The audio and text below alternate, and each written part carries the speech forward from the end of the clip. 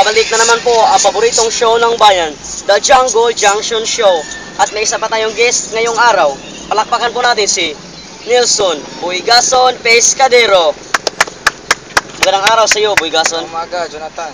Salamat naman at pinalakan mo ang aming panyaya. Salamat Upo ka muna, sa upo ka muna. Imbita sa akin dito sa Jungle Junction Show.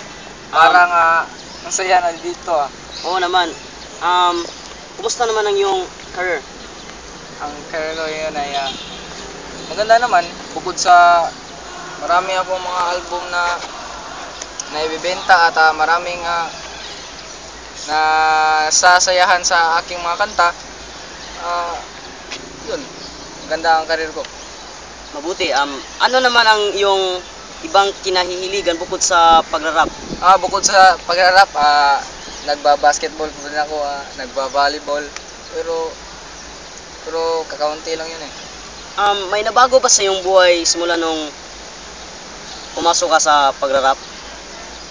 Doon sa pagpasok ko sa pagrarap ay maraming nagbago.